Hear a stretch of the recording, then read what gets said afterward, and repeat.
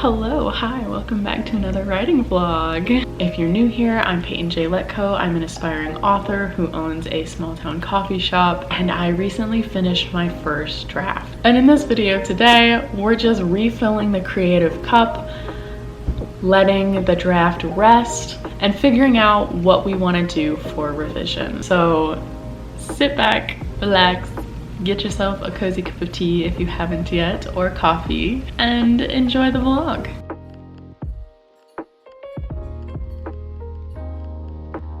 Hello. It is December 22nd. I'm feeling very festive next to my tree and my little candy cane. You can probably tell I'm congested, I'm sick, I'm not feeling great. Looking very natural, but under the weather. I just have something, I don't know, some colds going around. I tried to play D&D with friends this morning, and we all sound like this, we all feel like this, and we're just like, yeah, this isn't gonna work, so we just chatted for a bit instead.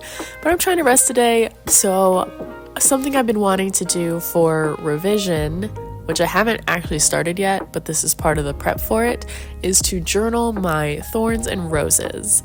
So the things that I'm excited about, things I think are gonna go well, what I love about the story and this project, and then the thorns, what I'm worried about, what I think is going to go very wrong, things that I think are already problematic and that I need to fix, just so I have this written down. And I don't know, I'm just trying to mentally prepare myself for revision. So I don't actually have any spare notebooks right now, and because I am feeling so under the weather, I don't want to go get one. I did really want to go get a special notebook that's really pretty from Barnes & Noble or something for this project for all my revision notes and whatnot, but I'm not feeling it. So I'm going to use this little yellow legal pad that I have for now, and maybe I'll transfer them over to the nice notebook once I have all the thoughts.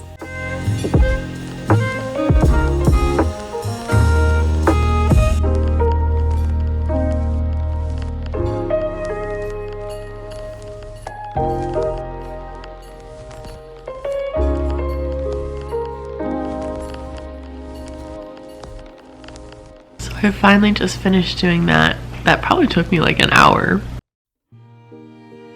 So in addition to journaling thorns and roses, another thing I wanted to do for revision prep was to create a note-taking system. I'm going to use a blue highlighter for plot, pink for character arcs, green for world building and setting, and then this orangey yellow color for pacing issues.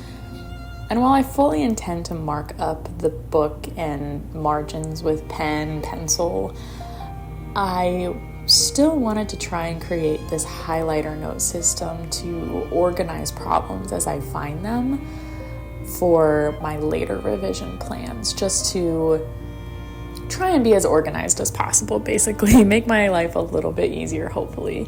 The biggest thing I've seen about revision is that you need it to be organized.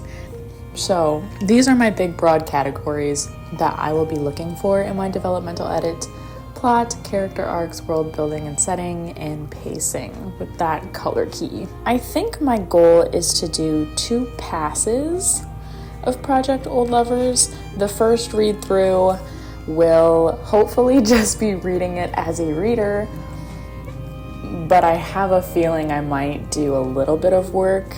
And then the second pass will be more of those intense highlighting, note-taking, writing in the book, writing in the notebook that I have for the project, trying to organize those notes. So maybe I should actually do 3 passes for those scenes, but I don't know.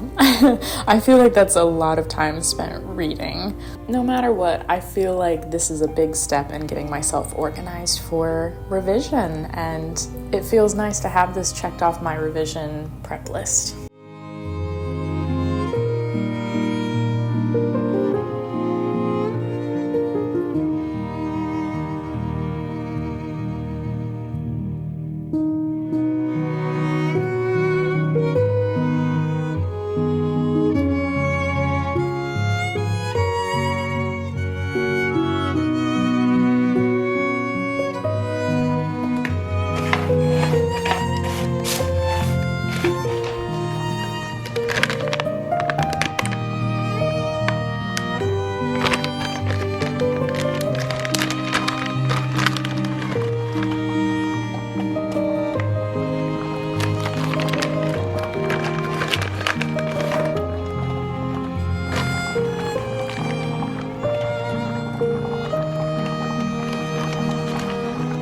Today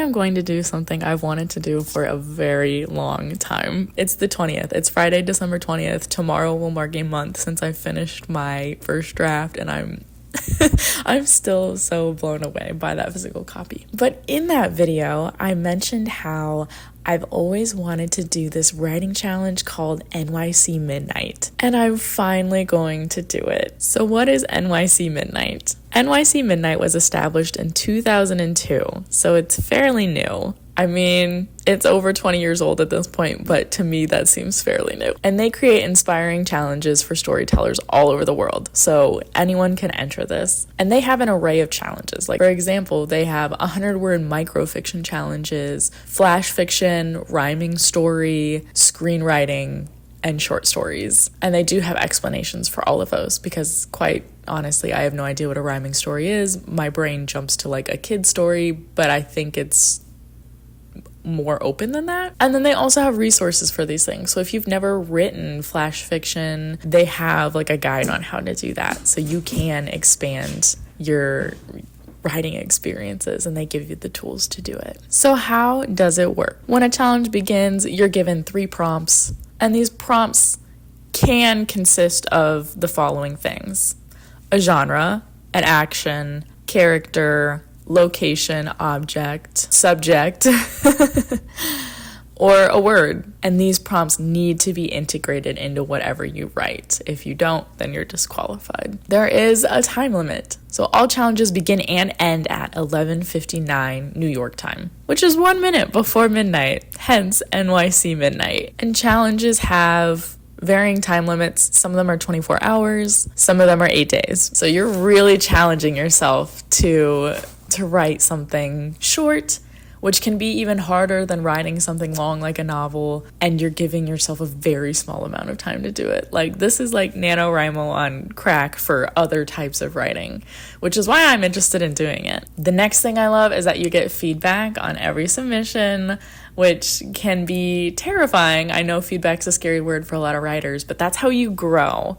So say you write a heaping pile of garbage, someone's still going to give you feedback on how you could have made that better, and that's going to make you a better writer even for your novel projects, or maybe you're actually a poet. Whatever you like to write, you're going to get better at it. So within a challenge, there are multiple rounds. So I want to do the short story challenge that's coming up on January 24th, and there are 4 rounds. So I want to do the short story challenge on January 24th, 2025. That's coming up pretty soon. That's also the next Empyrean book. So I'm like, ooh, like I know I'm going to want to read that, but I'm also going to want to challenge myself as a writer at that time too. So maybe I will make myself wait to start reading that until after this challenge. And there are 4 rounds to that challenge. So the first round is January 24th to February 1st. So I assume we get the prompt January 24 at 11:59 and then have until February 1st, 11:59 p.m. to submit that story. So that's a few days. And then you don't get the results to that first round until April 1st, because remember, you're getting feedback on all this stuff. So I'm excited. This is going to sound horrible and not inspirational at all, but I have a feeling I probably won't make it past the first round just because it's been so long since I have written short stories. I only did it in college because we had to for assignments, and it really depended on the prompt for me. Like, sometimes I would write a short story and be super happy with it, but it was up my alley. It was things that I was interested in writing. Other times, it was like, this is just not something that I read or write or consume, and I'm just not interested in it. So I wrote like a very subpar story. So it will very much depend on the prompt, but it is a good challenge. So I'm going to sign up for this right now. Hello. It is Saturday, December 28th. It's been a minute. I want to talk to you guys about my recent read. which was The Law of Love by Laura Esquivel. This is the woman who wrote Like Water for Chocolate. The Law of Love was a book she wrote afterwards. And I picked this book up in a random thrift store on a random trip that I took with a roommate. Like, her family has like a lake house up in Michigan, I think is where we went. It was a couple years ago. And we went to this bookstore and I found a bunch of cool secondhand books, and this was a purchase in there, and it took me forever to read this. And I picked this book up because it is, I don't know if you can read that, a book with music. So it has a CD in the back of it. I no longer have like a CD player. Like my MacBook doesn't have that. You can't put CDs in a MacBook. So I just, as I read the story, I would just go to YouTube and listen to it. It made for a very interesting story, even though the premise itself is also very interesting. And I would call it, this is a mixed media book, obviously because of that CD, but it also has like comic panels in it. And the illustrations are really neat. So this book is a magical realism book. It does explore Christianity and Buddhism and past lives and reincarnation and soulmates. And if you know anything about my story, you know why I read this book. Did I enjoy this book? Yes and no. Yes, just because it's such a unique way to tell a story. I enjoyed that mixed media aspect. I enjoyed seeing how she took those elements and wrote them into her story. But the thing I really did not enjoy about the story is the narration. Like, there's barely any dialogue. And I feel like there's a lot of showing versus telling in this story. I'm not sure if it's because this is a translation and some things were lost in translation. I'm also not sure if this is just like a cultural thing. So I've read a lot of Japanese books. I've read some Japanese literature, and how they tell story in Japan in like classic Japanese literature, it's a much slower pace.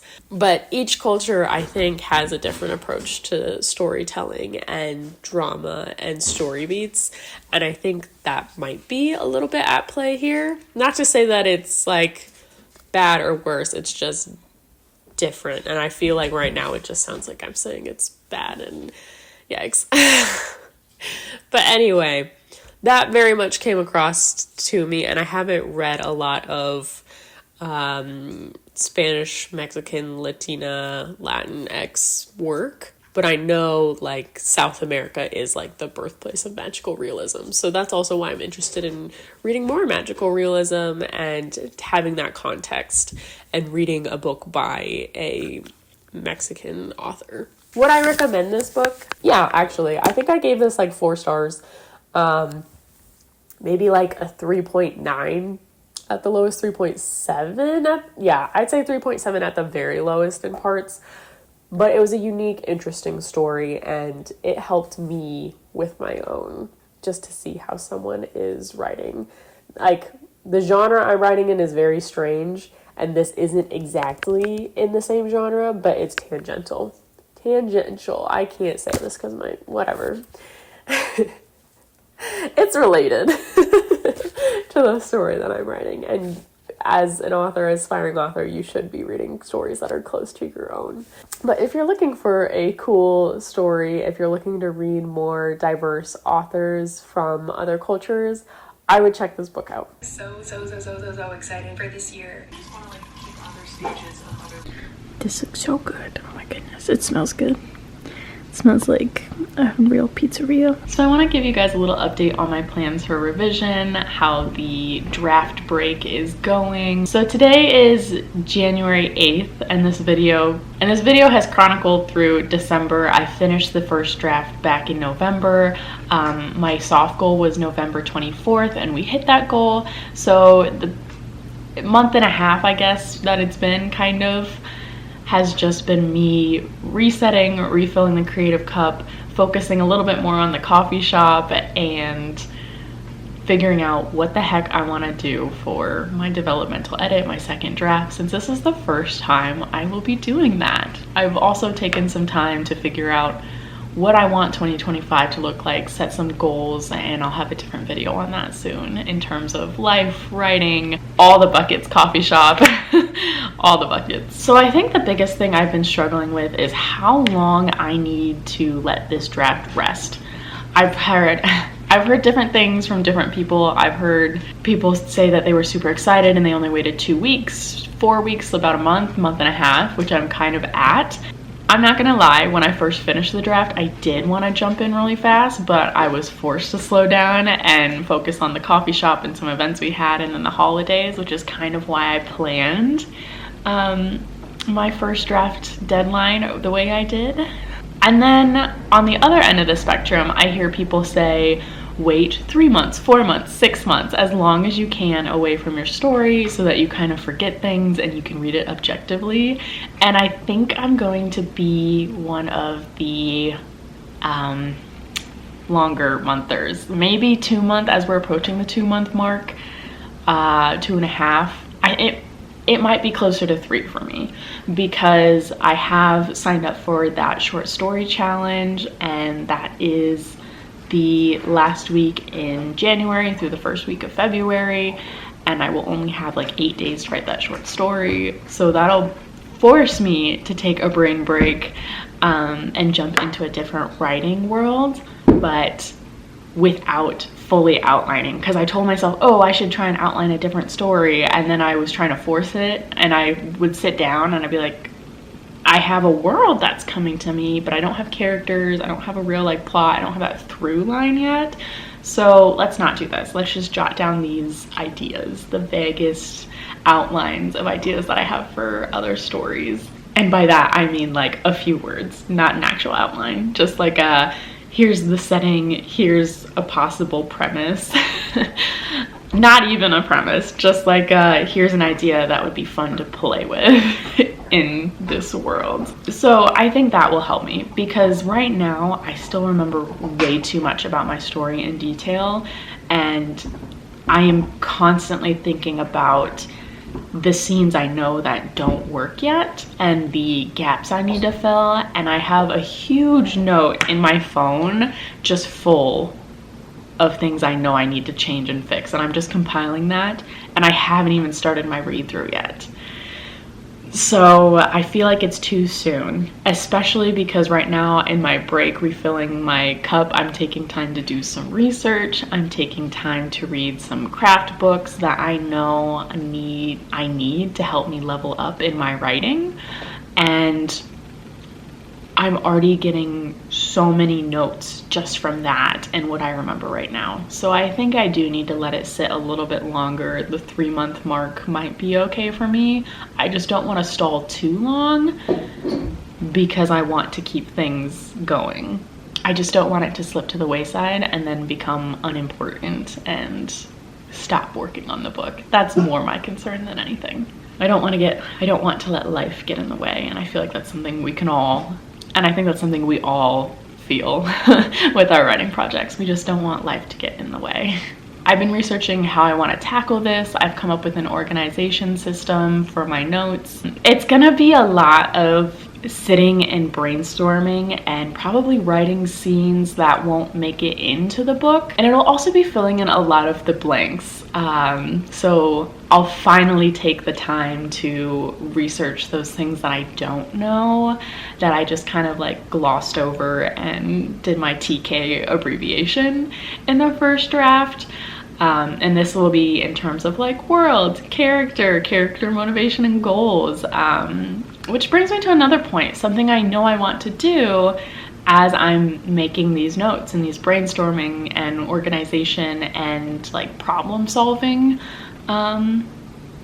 stages that I'm going to enter with revision planning and organizing, is that I need to go through, well, I feel like I need to go through every scene and mark the character goals, because I already know pacing isn't good because this is the first thing I've written, the first full novel I've written, so there's no way pacing is going to be good. I think it's pretty tight already because I'm an underwriter, so as long as the scenes are actually important and useful, like I thought they were when I was first writing them, I think we already have a pretty tight story, but I might be wrong, because if your characters don't have a goal in each of the scenes you're writing, that can really slow things down. So that'll be something to look at. On the note of seeing problems that are already there without having to read through my first draft, Story Genius has been really helpful. So I first started reading this when I was near the beginning of the draft, and then I DNF'd it because I felt like I just needed to get the draft out on paper. And I was right for myself. You just kind of have to listen to yourself and your process. But I'm actually super glad I did this, because now I'm going through and reading it after I have the bare bones, the skeletons on paper. And this, I think, is the book that's really going to help me with my character arcs.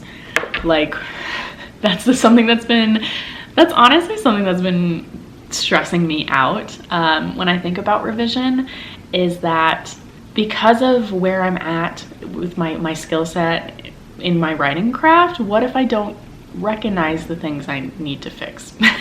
That's what I'm worried about. This book right now is really helping me see how I can better develop my character arcs. So I'm taking notes in this, I'm annotating this, I'm taking notes in my phone on what characters need this extra development, and where I think that can happen based on what I remember in my story. So while this phase that I'm in, this revision prep phase, probably isn't the most interesting, I still feel like I'm being incredibly productive and I'm learning a lot during this time. So I hope this one's been helpful. I hope you enjoyed it, and if you're in a similar boat, I hope you are resting and refilling your creative well and taking time to come up with a strategy on how to tackle that revision. All right, until the next one, cheers.